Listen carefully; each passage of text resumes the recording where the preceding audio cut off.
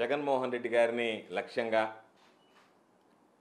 అదానీకి సంబంధించి యుఎస్లో ఉన్నటువంటి స్టాక్ ఎక్స్చేంజ్ కమిషన్ ఏదో ఇచ్చినటువంటి నివేదికలు అవి అయిన ఆధారంగా రకరకాలైనటువంటి కథనాలు ఎల్లో మీడియాలో రకరకాలైనటువంటి కథలు రాసి ప్రచారంలోకి తీసుకొచ్చి జగన్మోహన్ రెడ్డి గారి మీద బురద జల్లేటువంటి కార్యక్రమానికి ఈరోజు శ్రీకారం చుట్టారు.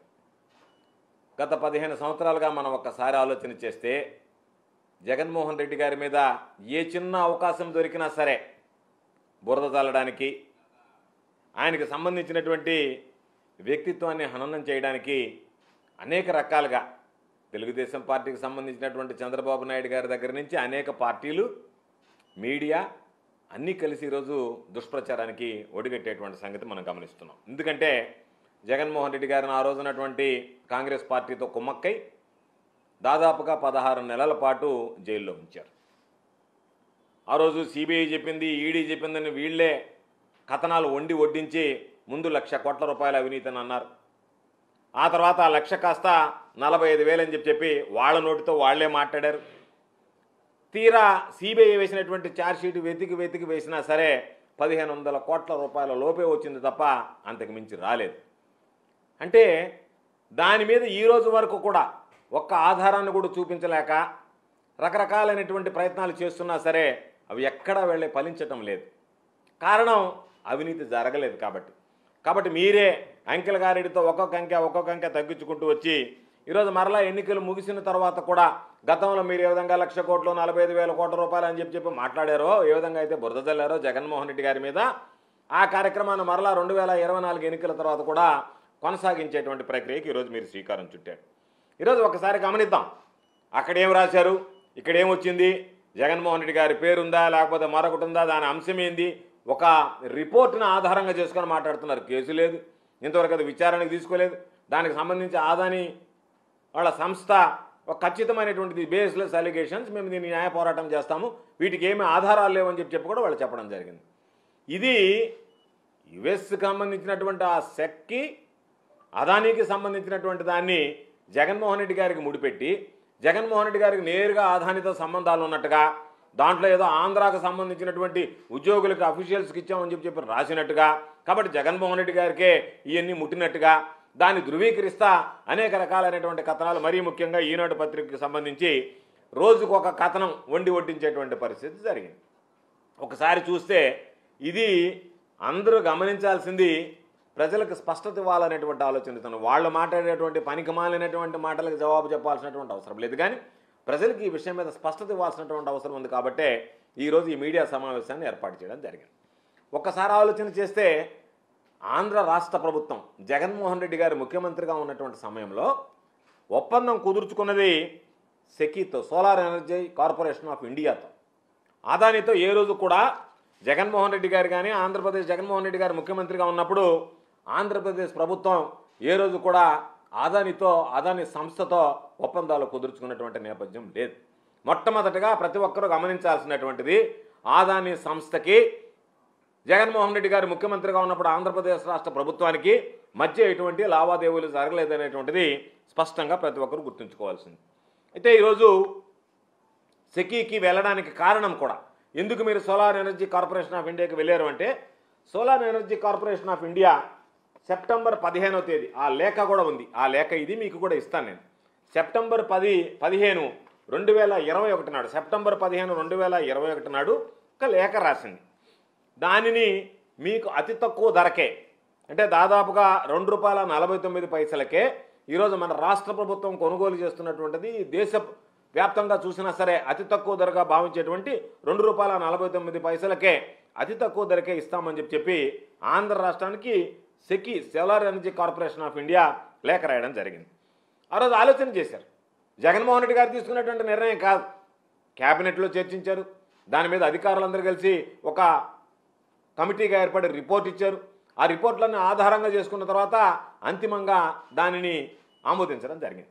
కాబట్టి జగన్మోహన్ రెడ్డి గారు ఒక్కరేనో, జగన్మోహన్ రెడ్డి గారు మిగతా వాళ్ళు వద్దంటే జగన్మోహన్ రెడ్డి గారు ప్రమేయంతోనో జరిగింది అనేటువంటిది ఈరోజు కొంతమంది మాట్లాడుతుంటే నవ్వాలనో ఏడవాలనో తెలియనటువంటి విడ్డూరమైనటువంటి పరిస్థితి. కాబట్టి 15వ తేదీ రేఖ రాసిన తర్వాత ₹2.49 మేము విద్యుత్ ఇస్తామని చెప్పి వాళ్ళు ప్రకటించిన తర్వాత జగన్మోహన్ రెడ్డి గారు ఆలోచన చేశారు.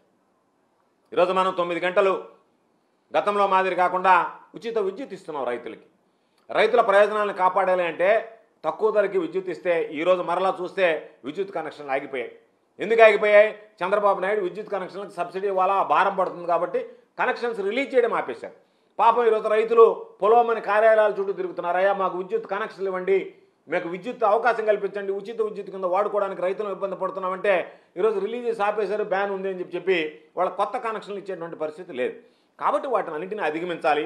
ఎవరు అడిగితే వాళ్ళకి కనెక్షన్ ఇవ్వాలి, ఎవరు అడిగితే వాళ్ళకి ఉచిత విద్యుత్తు అందుకునేటువంటి అవకాశం కల్పించాలనేటువంటి లక్ష్యంతో రైతుల జీవన ప్రమాణాలు పెంచాలనేటువంటి ఒక ఆలోచన చేసి ముఖ్యమంత్రిగా జగన్మోహన్ రెడ్డి గారు 9 గంటల పాటు ఇవ్వాలనేటువంటి ఆలోచనతో ఆ రోజు ఒక నిర్ణయం తీసుకున్నాడు.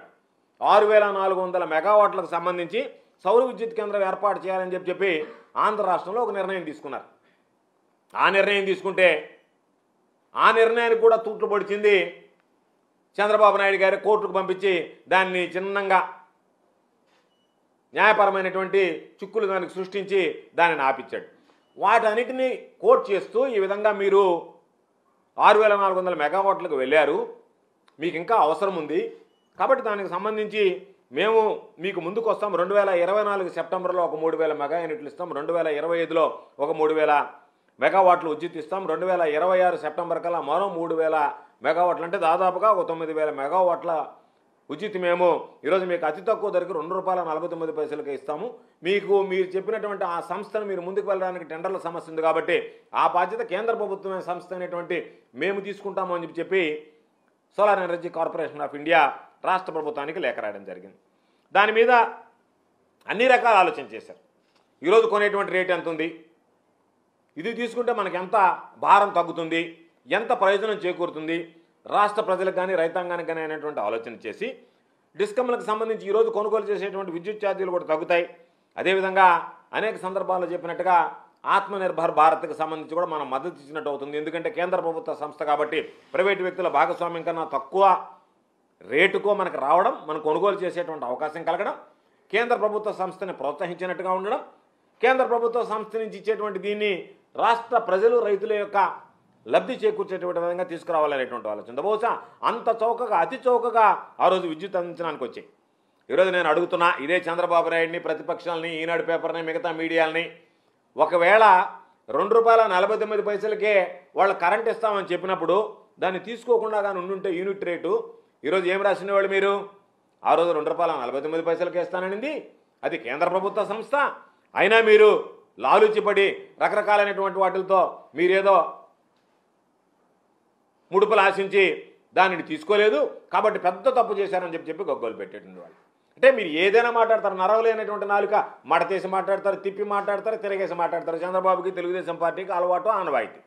వాళ్ళ తానా అంటే తందానా అన్నట్టుగా కొన్ని పత్రికలు, మీడియాలు దానిని ఏదో ఒక విధంగా ఈరోజు వాటిని ప్రజల్లోకి ఏ విధంగా దుర్మార్గంగా తీసుకువెళ్ళాలనేటువంటి ఆలోచన. నేను అడుగుతున్నా, ఆ రోజు ఉచితంగా ఇస్తే ఈరోజు మీరు ప్రశ్నిస్తున్నారు, తీసుకోకపోతే ఎందుకు తీసుకోలేదు, ఉచితంగా ఇస్తే దాని వెనక మీకున్నటువంటి ఆంతరం ఏమిటి, ఆలోచన ఏమిటి అని చెప్పి ప్రశ్నించుంటేవాళ్ళు. కాబట్టి ఇటువంటివన్నీ వస్తాయనే రాష్ట్ర ప్రభుత్వం కేంద్ర ప్రభుత్వ సంస్థతో ఒప్పందం చేసుకోవడం అనేటువంటిది ఆనవాయితీ. కాబట్టి ఇది పారదర్శకంగా ఉంటుంది. కేంద్ర ప్రభుత్వం అన్ని విధాలు ఆలోచన చేసి నిర్ణయం తీసుకుంటుంది. అందులో భాగంగా మనకి తక్కువ ధరకే ఇస్తుంది. అన్ని ఆలోచన చేశాం. అటు కేంద్ర ప్రభుత్వం, ఇటు రైతుల ప్రయోజనాలు, తక్కువ రేటు రావడం, డిస్కమ్లకు సంబంధించి ఈరోజు మనం కొనుక్కున్నటువంటి వాటికి సంబంధించినటువంటి దాంట్లో ఎక్కడ ఇబ్బంది లేకుండా ఉంటుంది. అంతే తప్ప ఆదాని సంస్థతో నేరుగా ఒప్పందం చేసుకున్నట్టుగానే రాస్తున్నాయి. ఈరోజు ఒకసారి చూద్దాం.